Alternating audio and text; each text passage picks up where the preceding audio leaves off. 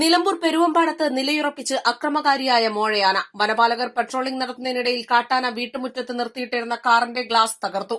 ചക്കശ്ശേരി അരുണിന്റെ കാറിന്റെ ഗ്ലാസാണ് ഇന്ന് പുലർച്ചെ 4 മണിയോടെ തകർത്തത്. കഴിഞ്ഞ 4 ദിവസമായി കാട്ടാന ഒരേ ഭാഗത്ത് നിലയുറപ്പിച്ചിരിക്കുകയാണ്. രാത്രിയാകുന്നതോടെ ഈ ആന വീട്ടുമുറ്റങ്ങളിലേക്ക് എത്തുകയാണ്. വെളിച്ചം കണ്ടാൽ കൂടുതൽ അക്രമകാരിയാകും. ഇന്നലെ രാത്രി പ്രദേശവാസിയായ ബൈക്ക് യാത്രക്കാരന് നേരെ കാട്ടാനയുടെ പരാക്രമമുണ്ടായി. ചിഹ്നം വിളിച്ചെത്തിയ കാട്ടാനയ്ക്ക് മുന്നിൽ നിന്നും ഇയാൾ രക്ഷപ്പെട്ടത് അത്ഭുതകരമായാണ്. ഇന്നലെ രാത്രി 8 മണിയോടെ എത്തിയ കാട്ടാന പുലർച്ചെ 5 മണിയോടെയാണ് മടങ്ങിയത്.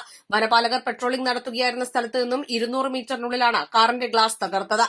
വെള്ളിയാഴ്ച രാത്രി കാട്ടാന പെട്രോളിംഗിനെത്തിയ വനപാലകരെ ഓടിച്ചിരുന്നു. വലിയ അപകടകരമായ അവസ്ഥയിലാണ് പ്രദേശവാസികൾ എത്തിയത്. 5 ദിവസമായിട്ട് നമുക്ക് ആനയുടെ ശല്യം കാരണം യാതൊരു രക്ഷയില്ല. രാത്രി ഉറങ്ങാൻ പറ്റുന്നില്ല.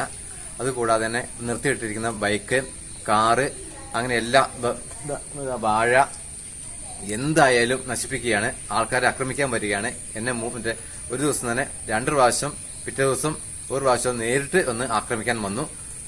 ഭാഗ്യം കൊണ്ടാണ് കഴിച്ചിലായത്, ജീവൻ രക്ഷിക്കാനായത്. ഇവിടെ വീട് ഗ്ലാസ് കളഞ്ഞു. അങ്ങനെ എന്ന് വെച്ചിട്ട് ജീവിക്കാൻ യാതൊരു മാർഗ്ഗമില്ലാത്ത അവസ്ഥയാണ് ഇപ്പോൾ. അതുകൊണ്ട് നിങ്ങൾ എന്തെങ്കിലും ചെയ്തില്ല എങ്കിൽ ഞങ്ങൾ ഒന്നെങ്കിൽ എന്ത് ചെയ്യുന്നു തന്നെ അറിയത്തില്ല. അതാണ് വിഷയം. ചെറിയ 3 പിള്ളേരുണ്ട്. പ്രായ അച്ഛനും അമ്മയാണ്. ഒരു രക്ഷയില്ല ജീവിക്കാൻ. അക്രമകാരിയായ മോഴയാനയെ ഓടിക്കാൻ റബ്ബർ ബുള്ളറ്റ് നിറച്ച തോക്കും പടക്കവും മാത്രമാണ് വനപാലകരുടെ പക്കലുള്ളത്.